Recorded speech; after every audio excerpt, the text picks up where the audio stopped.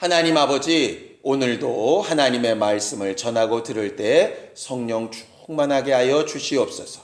우리와 함께 하시는 예수로 인하여 새 힘을 얻고 위로를 얻으며 앞으로 해야 될 일들을 분별할 줄 아는 지혜도 얻게 하여 주시옵소서.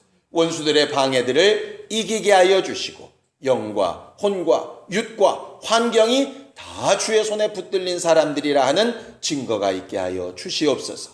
믿음으로 헌금한 손길들 위에 복을 주시고 하나님을 사랑하는 믿음으로 온종일 승리하도록 도와주시옵소서.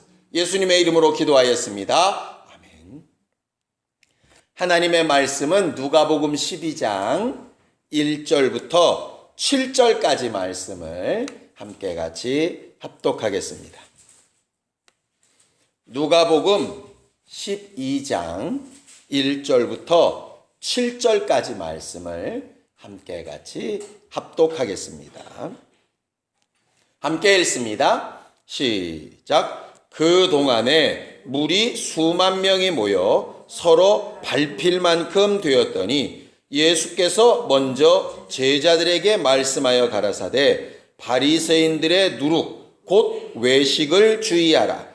감추인 것이 드러나지 않을 것이 없고 숨은 것이 알려지지 않을 것이 없나니 이러므로 너희가 어두운 데서 말한 모든 것이 광명한 데서 들리고 너희가 골방에서 귀에 대고 말한 것이 집 위에서 전파되리라.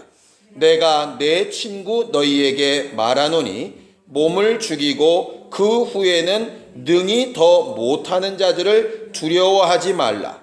마땅히 두려워할 자를 내가 너희에게 보이리니 곧 죽인 후에 또한 지옥에 던져 넣는 권세 있는 그를 두려워하라. 내가 참으로 너희에게 이르노니 그를 두려워하라. 참새 5이 아사리온 2에 팔리는 것이 아니냐. 그러나 하나님 앞에는 그 하나라도 잊어버리신 바 되지 아니하는도다.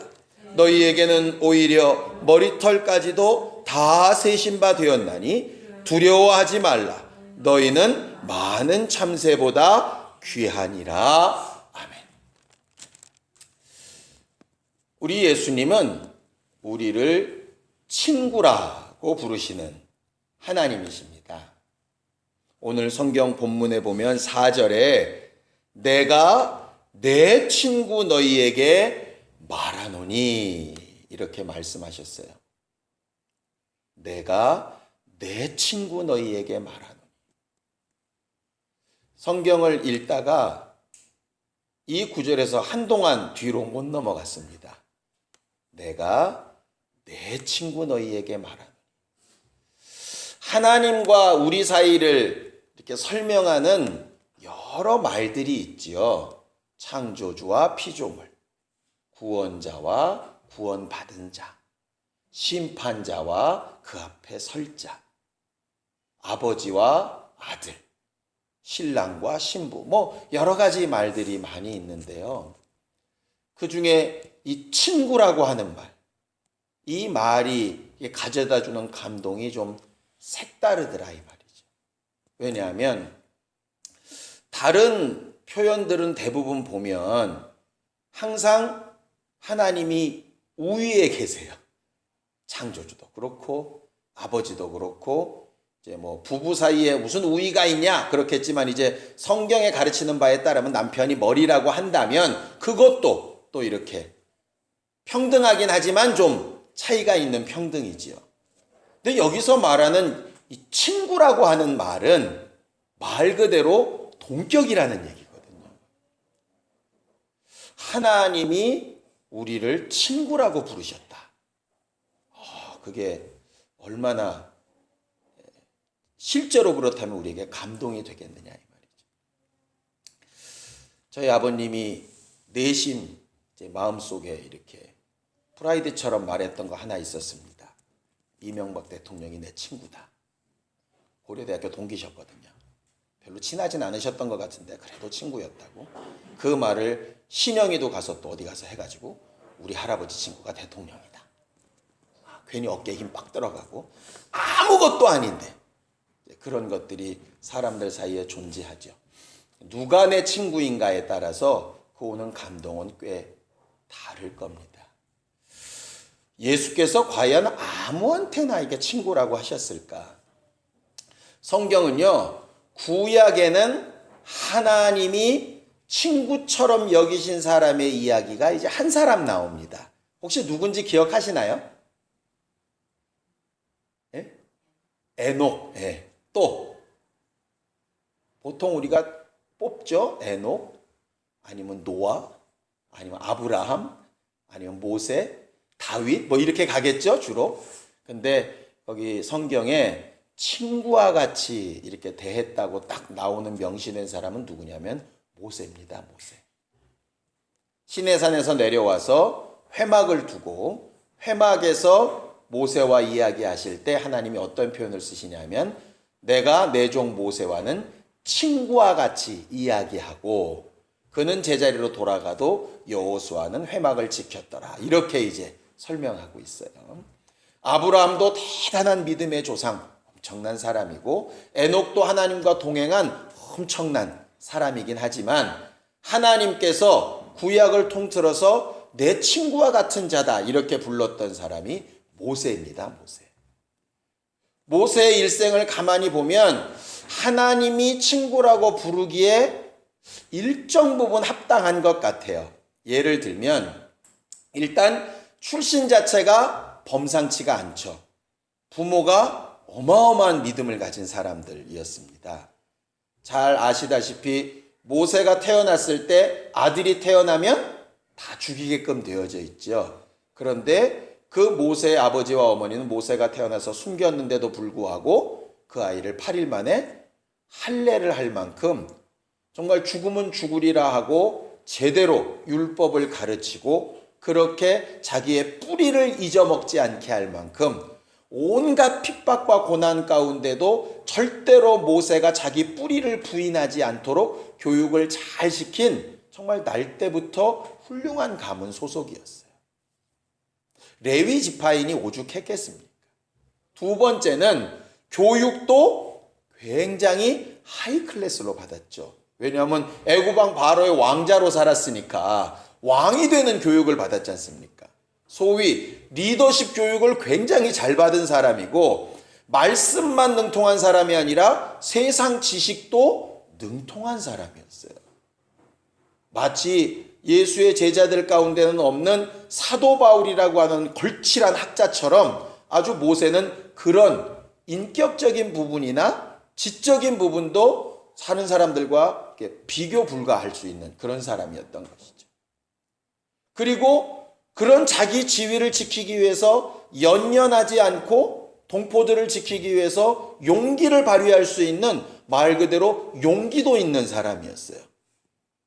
그리고 또 40년 동안은 광야에서 목자로 이렇게 살면서 양을 이끄는 훈련을 40년이나 했던, 그러니까 백성들을 이끄는 훈련을 광야 생활을 미리 40년이나 경험했던 그렇게 미리 준비된 리더였었죠. 거기에 하나님의 영이 임해서 수많은 이적을 나타내는데 지금 있는 목사님들은 생각하지도 못할 만한 그런 이적들을 10가지나 나타내고 십수만 명의 인원을 이끄는 보통 지도자가 아닌 사람이 되었죠. 광야 생활 동안에도 하나님과 대면하고 하나님의 말씀에 능통하고 그 말씀을 가르치기를 잘하고 재판도 잘하고 물론 인간적인 실수들이 있었겠지만 그 이외에 가진 기량이나 모든 부분에서 보면 모세 같은 사람이 실상은 없다 이 말이죠. 그리고 맨 마지막 자기가 그 오랜 세월 동안 고생하며 마지막 열매만 딱 따면 되는 그 가나안 땅 들어가는 일에 하나님께서 안 된다 하실 때에 이런 반구 없이 거기에 불평불만 없이 이 백성을 이끌어갈 수 있는 리더를 좀 나 대신 세워달라고 그렇게 겸손히 말하며 사라져갔던 사람이 모세였습니다. 참 대단한 왕이었다고 했던 히스기야 같은 사람도 죽는다 그러니까 조금 더 살면 안 될까요? 연장시켜주면 안 될까요? 막 이렇게 안달복달을 하는데 모세는 그런 기록이 전혀 없이 가뿐하게 자기의 모든 권리를 다 내려놓고 자기 시종이었던 자를 앞에 세우는 일에 부끄러워하지 않았던 사람이었다 이 말이죠. 오죽하면 하나님께서 그의 온유함은 세상에 어떤 사람보다도 대단하다고 인정할 만큼 엄청난 사람이었겠습니까? 우리가 흔히 모세를 가나안 땅에 못 들어간 사람, 성질 부린 사람 자꾸 이렇게만 인식을 하는데 그런 실수 몇 번 빼고 나면요 거의 완벽에 가까운 사람이었어요. 마치 율법이 은혜로 구원해 주지만 못하지 나머지는 완전한 것처럼 모세는 완전한 사람이었다니까요. 그러니 적어도 하나님의 친구가 되려면 어느 정도 사람이어야 되느냐? 모세 정도쯤 되는 사람이어야 된다 이 말이죠. 그런데 우리 부모가 과연 그런가? 학문을 배우기를 그렇게 잘 배웠나? 훈련을 그렇게 좀 잘 배웠나? 성질머리는 좀 그렇게 온유한가? 내 것을 내려놓는 일에 그렇게 익숙한가? 하나님의 말씀에도 사람들을 돌아보는 마음에도 과연 그만한가? 아무리 생각을 해보고 아무리 꼬집어봐도 나는 하나님의 친구라고 말하기에 모세와 비교해서도 도무지 이건 가망이 없는 존재들아 하는 것이죠. 그런데 예수는 우리를 가르쳐 내가 내 친구 너희에게 말한다 라고 이렇게 말씀하고 계시다 이 말이죠. 예수는 어떤 사람들의 친구였을까? 구약에는 하나님이 모세를 향하여서 친구라고 부르셨다면 예수는 도대체 누구를 향하여서 친구라고 부르실까? 많은 사람들이요 예수님을 가르쳐서 뭐라고 얘기하냐면 예수님은 죄인과 세리의 친구다 이렇게 얘기를 해요. 그런데 성경은 예수님께서 한 번도 나는 죄인과 세리의 친구라고 말씀하신 적이 없어요. 죄인과 세리의 친구라고 말한 건 누구냐 하면요 바리새인과 서기관들이 예수를 그렇게 불렀던 겁니다. 침례요한이 와서 먹지도 않고 마시지도 않으니까 귀신 들렸다 그러더니 인자가 와서 먹고 마셨더니 먹기를 탐하고 죄인과 세리들의 친구라고 너희가 나를 부르는구나 이렇게 말씀하셨어요. 그러니까 나는 죄인과 세리의 친구다 이렇게 말씀하신 게 아니고 사람들이 볼 때 그렇게 불렀다는 거예요. 그러니까는 예수의 친구가 되려면 세리와 죄인이 됩시다 이건 아닌 거죠. 예수께서 세리와 죄인들도 친구로 삼으시기는 했지만 마치 세리 마태를 친구로 삼으시긴 했지만 세리였기 때문에 삼으신 건 아니거든요. 죄인의 친구가 되어주시기도 했지만 죄인이라서 친구가 되신 것은 아니에요. 예수께서는 내가 내 친구 너희에게 말한다 하시면서 내 친구는 이런 것이다 라고 오늘 말씀하고 계시고 요 똑같은 얘기를 요한복음에는 더 적나라하게 얘기하고 계시죠. 그래서 오늘은 요한복음에 말씀하신 예수가 말하시는 친구의 자격, 오늘 누가복음에 있는 그 친구의 자격을 좀 비교해서 보려고 합니다. 물론 오늘 성경 본문은 바리새인의 누룩을 주의해라 머리카락까지 세셨다 이런 얘기들이 나오는데요. 저는 그것보다 오늘 말씀에서 확 왔던 것은 뭐냐면 예수가 부르셨던 친구라 하는 사람이 과연 어떤 사람일까 하는 것이었어요. 자, 요한복음 15장 13절에서 15절을 한번 보겠습니다. 요한복음 15장 13절에서 15절까지 말씀을 함께 같이 합독하겠습니다. 함께 읽습니다. 요한복음 15장 13절에서 15절입니다. 시작. 사람이 친구를 위하여 자기 목숨을 버리면 이에서 더 큰 사랑이 없나니 너희가 나의 명하는 대로 행하면 곧 나의 친구라. 이제부터는 너희를 종이라 하지 아니하리니 종은 주인의 하는 것을 알지 못함이라. 너희를 친구라 하였노니 내가 내 아버지께 들은 것을 다 너희에게 알게 하였음이니라 그랬어요. 거기 보면요 친구의 자격이라고 불려질 만한 세 가지 조건 얘기가 나옵니다. 첫 번째는 뭐냐면 누구를 과연 친구라 할 수 있느냐. 친구를 위하여 뭐를 내놓을 수 있는 사람이요? 목숨을 내놓을 수 있는 사람이 친구다. 우리는 친구라고 부를 때 여러 가지 의미에서 친구라고 부릅니다. 나이가 같아도 친구라고 부르고요. 같은 학교를 나와도 친구라고 부릅니다. 같은 동네에 살았어도 또 친구라고 불러요. 그런데 성경은 예수와 나이가 같아서도 아니고 지역이 같아서도 아니고 어떤 훈련을 같이 받아서도 아니고 예수께서 말씀하시는 친구의 자격 첫 번째는 뭐냐면 친구를 위하여 목숨까지 내놓을 수 있는 자가 친구다. 그런 의미에서 예수께서 먼저 우리에게 친구가 되어주셨다고 얘기하는 거예요. 우리한테 예수의 친구가 되라 그러면 불가능하니까 예수가 먼저 자기 목숨까지 내어주셔서 친구라고 하는 거죠. 그러니 우리가 생각하는 친구와 예수님이 생각하시는 친구는 굉장히 차원이 다른 문제인 거예요. 그런 의미에서 구약에서도 하나님께서 친구처럼 여기실 만한 사람들이 많이 있었음에도 불구하고 친구라 이렇게 이야기하신 것이 모세밖에 없는 것은 모세는 자기의 모든 것을 말 그대로 다 내어놓고 그리고 끝난 사람이거든요. 그런 의미에서 친구라고 이렇게 부르신다 이 말이죠. 그러니 예수께서 나를 내 친구다 이렇게 부르시려면 내 안에 어떤 결단과 마음이 있어야 될까 하는 것이 이렇게 좀 떠오르지 않습니까?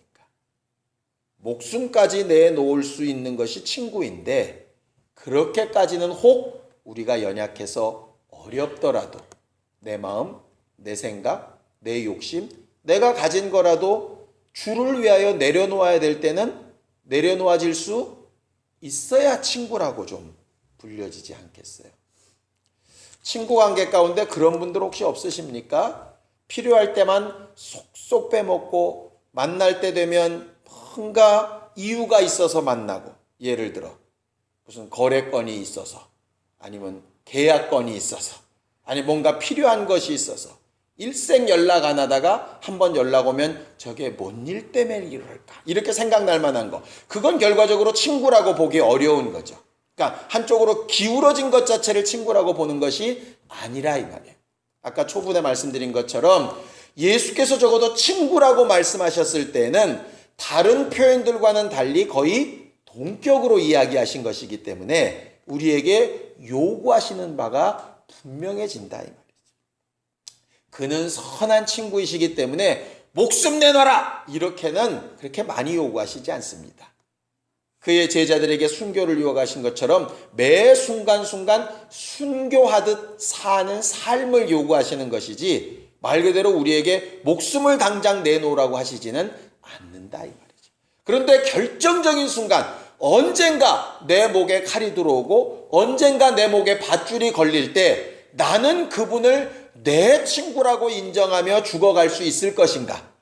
그 부분은 내 마음에 스스로 좀 정리를 해둬야 되겠죠. 그것이 예수께서 나를 친구라고 부르시는 것의 첫 번째 조건입니다. 두 번째는 뭡니까? 14절에 나의 명하는 대로 행하면 곧 나의 친구라 그렇게 되어 있어요. 명하는 대로 행하면 친구라. 야, 이게 친구가 명령을 한다는 게 말이 되나? 여기 말하는 그 명령이라고 하는 것. 하나님의 말씀은 명령으로 된 것이죠. 하나님의 모든 약속은 명령으로 된 것이죠. 그래서 그 명령이란 말을 뭐로 바꾸면 좋으냐 하면 약속이라는 말로 바꾸면 돼요. 자꾸 명령 그러니까 저분은 명하시고 우리는 따라야 되고 그렇게 받아들여야 되는데 그걸 약속이란 말로 바꾸면요 너무 정확한 의미가 되는 거예요. 예수께서 우리를 향하여 하신 약속들이 있어요. 내가 내 죄를 사해 주겠다. 내 이름으로 기도하면 응답하겠다. 내 이름으로 귀신 쫓는 자에게 능력을 나타내겠다. 내가 아버지께 구해서 성령을 보내주겠다. 그는 그의 하신 약속을 다 행하셨어요. 그래서 친구가 되려고 하셨어요. 그러니 우리에게 뭘 기대하시겠어요? 내가 너희에게 약속을 지킨 것처럼 너희도 내게 약속을 좀 지켜달라는 거죠. 결과적으로 하나님이 나와 친구 되셨다고 하는 것은 바로 그 부분입니다. 그 약속. 모세가 하나님 앞에 얘기하지 않습니까? 하나님께서 이 민족 다 멸해버리고 내가 너 하나만 가지고 새 민족 만들겠다 할 때 뭘 가지고 붙들고 늘어지죠? 하나님 약속하셨지 않습니까? 이 민족 데리고 나올 때 구원하겠다고 약속하셨지 않습니까? 다 하실 수 있는 것 알지만 약속은 지키셔야 되는 거 아닙니까? 결국 모세가 아주 적절한 대응을 한 것이죠. 결국 하나님이 우리와 친구 되실 때에는 약속으로 이야기하는 거예요. 세상 친구도 약속 잘 안 지키는 친구는 별로 가까이 하고 싶지 않지 않습니까? 물론 친구 사이에 돈 거래하면 안 돼 그러긴 하지만 너무 힘들고 어려우면 어떡합니까? 친구라도 도와줘야지. 그런데 빌려주고 갚고 아니 뭐 이런 약속이 제대로 잘 지켜지면 그 관계가 괜찮은데 약속이 어그러지기 시작하면 친구 관계는 가기 어렵잖아요. 결과적으로 예수께서 너희는 내 친구라 하실 때 우리에게 요구하시는 두 번째는 뭐냐 하면 약속. 나와 한 약속에 대하여 좀 힘을 두어 지켜달라고 말씀하시는 거예요. 세 번째가 뭐죠? 이제부터는 너희를 종이라 하지 않고 친구라 하겠다. 왜 친구라 하느냐? 내가 너희에게 내 아버지에 대하여 다 알게 하였기 때문이다. 내가 아는 것을 너희에게 다 알게 하였기 때문이다. 결국 나는 너희에게 비밀이 없다. 자꾸요. 예수께서 역사하신 모든 일에 비밀이 있고 예수께서 앞으로 하실 일에 비밀이 있고 마지막 때에 비밀이 있고 그래서 그 비밀을 어떤 목사님한테 가르치셨고 그분이 정말 신령한 영적 비밀을 알았고 자꾸 이렇게 얘기하는데요. 예수께서 적어도 우리를 친구라고 부르셨을 때에는 뭐가 없다는 얘기냐면 비밀은 없다는 얘기예요. 오죽하면 이렇게까지 얘기하셨겠습니까? 내가 너희에게 다 알게 하고 싶은데 너희가 알고 싶은 그 질문 가운데 내가 대답 못하는 게 하나 있다. 뭐? 만물의 마지막이 언제인지. 그거는 나도 몰라. 내가 알면 비밀이 없는 친구니까 알면 내가 가르쳐 줄 텐데 그건 나도 몰라서 못 가르쳐 주는 거야. 그 얘기예요, 결과적으로. 예수가 나를 친구라 하셨을 때에는 예수는 내게 비밀이 없으시다는 얘기예요. 그러니 어디 가서 누가 신령한 다른 비밀이 있네, 어떤 특별한 비밀이 있네, 어떤 특별한 계시가 있네, 고민하실 필요가 없어요. 성경은 딱 한마디로 얘기하죠. 하나님의 비밀은 오직 하나, 예수밖에 없는데 그 비밀이신 예수가 친구인 우리에게는 비밀을 안 가지기로 작정하신 거예요. 그러니 예수께서 가르치신 하나님이 전부입니다. 예수께서 보여주신 하나님이 전부라니까요. 그러니 그 말씀을 초월해서 그분이 가르치신 것을 초월해서 뭔가 대단한 것이 있는 것처럼 혹 누가 이야기한다면 빨리 거기서 돌아 나오시기를 바라요. 이것을 잘 가르치시고 깨닫게 하시는 게 성령이세요. 예수께서 요한복음에 가르치셨던 친구의 자격 세 가지 기억해 볼까요? 처음엔 친구를 위하여 목숨을 버릴 만큼 자기를 내려놓을 수 있는 사람. 두 번째는 명하는 대로 지키는 것처럼 명령하신 약속대로 지켜 행하는 사람. 세 번째는 그가 우리에게 비밀이 없으셨던 것처럼 우리도 그분 앞에 비밀이 없는 사람이라는. 그런데 오늘 성경 본문에 갔더니 수만 명의 사람이 모였다라고 성경은 되어져 있습니다. 어떤 사람들이 이제 딴지를 겁니다. 어떻게 수만 명이 모였냐 뭐 이러면서 그 당시 예루살렘 인원이 몇 명인데 뭐 이러면서 또 뭐 얘기를 해요. 여기서 말하는 수만 명은요 말 그대로 우리가 흔히 쓰는 수만 명입니다. 이렇게 경찰 추산 몇 명 이게 머릿속에 이게 대충 센 거잖아요. 그것처럼 많은 숫자 이런 말이에요. 그러니까는 너무 많이 몰려서 이렇게 막 밟힐 만큼 되는 수많은 사람들이 예수를 따라왔어요. 그런데 지금 그 수많은 사람들을 두고 예수께서 친구라 이렇게 하시는 게 아니죠. 1절에 보면 수많은 사람들이 왔는데 예수께서 먼저는 제자들에게 지금 얘기하시는 거예요. 그러니까 사람들이 수만 명이 있는데 여기도 좀 관심을 가지는 게 아니라 제자들을 가르쳐서 내가 내 친구 너희에게 먼저 말한다고 말씀하시는 거예요. 그러니까 지금은 그 제자들만 친구라고 얘기하시는 거죠. 그러면서 친구 된 자격 첫 번째를 뭐라고 얘기하시느냐? 바리새인들의 누룩을 주의하라, 그렇게 얘기하시는 거예요. 이 누룩은요, 성경에 한 번도 좋은 걸로 쓰인 적이 없습니다. 물론 어떤 성경학자들은, 또 대부분의 성경학자들은 한 번 좋은 걸로 쓰였다고 얘기해요. 한 번. 그 한 번이 어디냐면 천국은 마치 이와 같으니 가루 서말 속에 갖다 놓은 누룩과 같아서 뭐 이렇게 돼 있어요. 그 이외에는 모든 누룩은 다 나쁜 거예요. 그래서 하나님 앞에 드리는 모든 제물에서 누룩과 꿀을 제하라, 이렇게 하고, 너희 진영에서 누룩을 다 제하라, 이렇게 이야기하지요. 그리고 예수께서도 계속 누룩 얘기를 하시는 거예요. 바울도 누룩 얘기를 합니다. 그러니까 누룩을 자꾸 이제 어떤 의미로 이제 이해를 하냐 하면은요, 여러분들 그 옛날에 공갈빵 아세요? 공갈빵?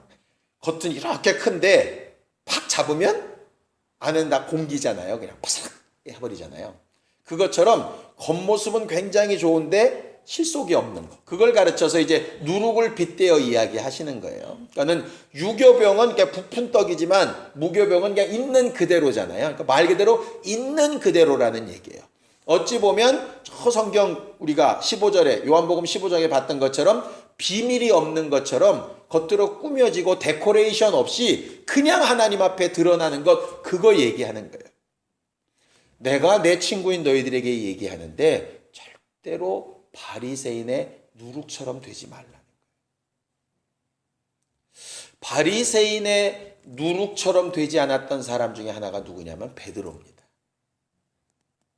베드로는 온전한 사람은 아니었죠. 예수를 3번이나 부인했습니다.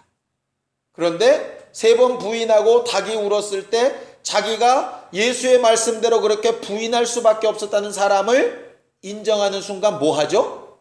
울면서 회개합니다. 예수를 너무너무 사랑하지만 그 죄 때문에 감히 사랑한다는 고백도 제대로 하지 못하고 주께서 아신다고, 내 모든 비밀을 당신이 다 아시지 않습니까? 이렇게 고백했던 게 베드로였습니다. 예수께서 원하시는 친구는 완전한 친구를 원하시는 게 아니고 하나님 앞에 정직한 친구를 원하십니다. 꾸며진 친구 말고 정직한 친구. 상대적으로 가룟 유다는 꾸며졌죠. 헌금통을 맡은 거 보니 예수께서 이거 아주 믿으시는 그런가 봐. 사람들과 이렇게 일반 제사장들하고도 대화가 되는 걸 보니 저 사람은 융통성이 있어서 아주 둘 사이의 관계를 잘 하는 건가 봐. 마지막에 자기는 무죄한 피를 팔았다고 막 하면서 목매어 죽을 때 저 사람은 참 양심적이야. 근데 그거 다 꾸며진 거죠, 실상은. 본질은 그냥 죄인이잖아요.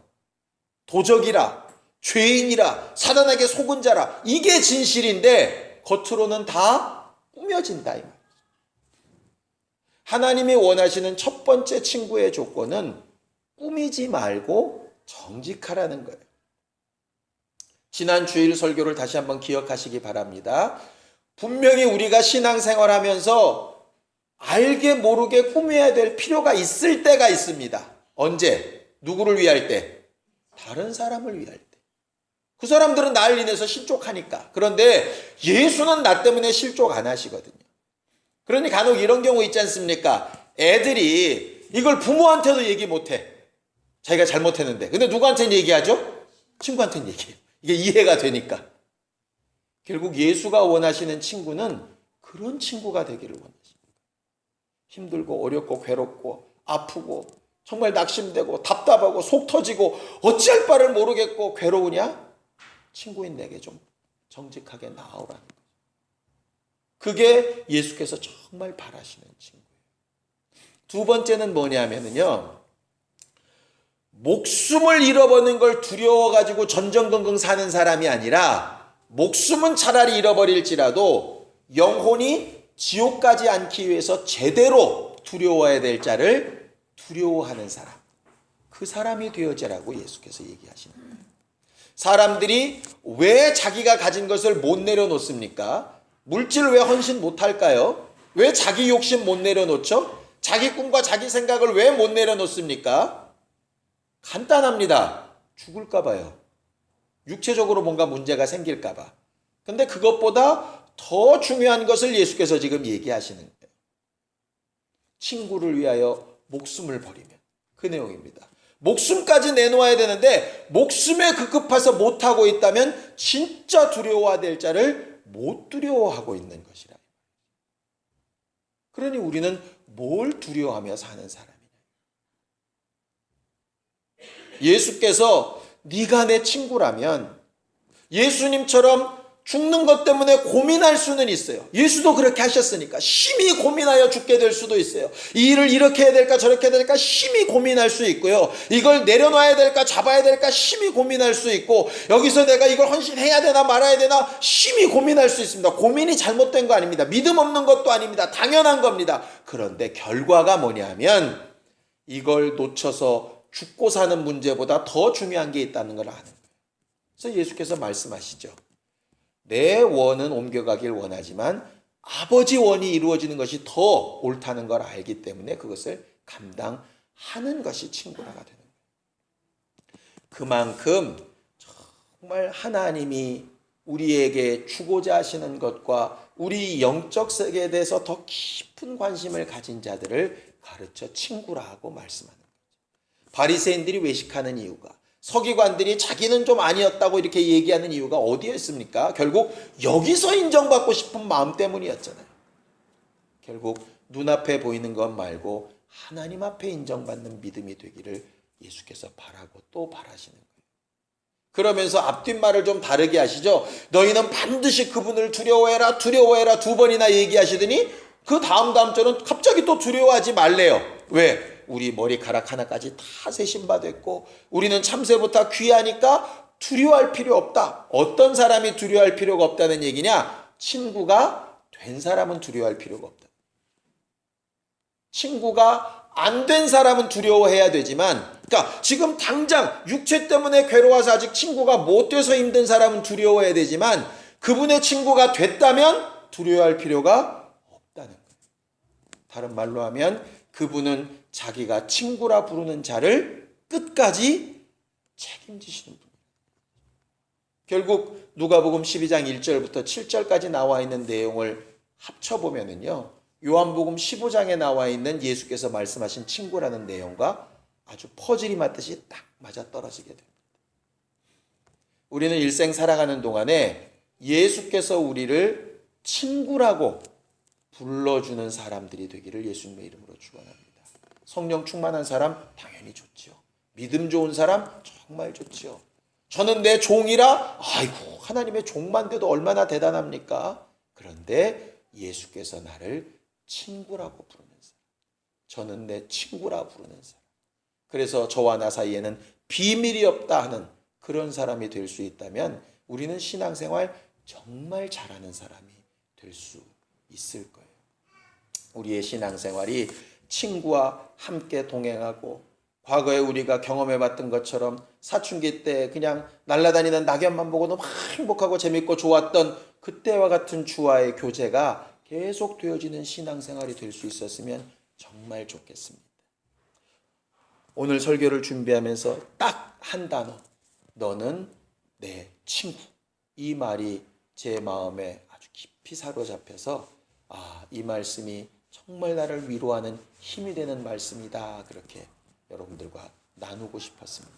시간 같이 기도할 때 정말 우리의 구속자가 되시고 창조주도 되시고 심판주도 되시고 우리의 모든 것을 다 하시고 정말 마귀를 진멸하시는 승리자가 되신 그분이 우리를 친구라 부르셨음에 부끄럽지 아니하는, 그분은 우리에게 친구 되어 주시기를 정말 그렇게 사모하셨으니 우리도 그분의 친구가 될 만한 사람이 되도록 그렇게 힘쓰는 신앙생활을 잘하는 사람들이 될 수 있도록 시간 예수 한번 부르고 간절히 같이 기도하겠습니다. 하나님 아버지, 만왕의 왕이고 우리의 구원자가 되시는 예수께서 우리를 감히 친구라 불러주시고 그렇게 인정하여 주심에 감사밖에는 드릴 것이 없습니다. 우리를 위하여 먼저 친구가 되어주신 예수님처럼 우리도 친구가 되어지는 과정을 잘 밟아나가는 신령한 교회가 되기를 원합니다. 연약하고 부족하지만 하나님 앞에 더 가까이 나아가는 주님의 친구가 되기를 원하오니 성령으로 도우시고 역사하여 주시옵소서. 일평생 하나님 앞에 비밀이 없는 정직한 교회가 되게 하여 주시고 하나님 앞에 약속을 지키기를 힘쓰는 믿음의 교회가 되게 하여 주시옵시며 주 앞에 내려놓는 일을 잘하는 겸손한 교회가 될 수 있도록 우리 모두를 도우시고 역사하여 주시옵소서. 이제는 우리 주 예수 그리스도의 은혜와 하나님 아버지의 극진하신 사랑과 성령님의 감동하시고 역사하시는 분명한 증거가 주 예수의 친구 되기에 부끄럽지 아니하는 교회 되기를 원하는 우리 모두 위에 이제로부터 영원까지 함께 있을지어다. 아멘.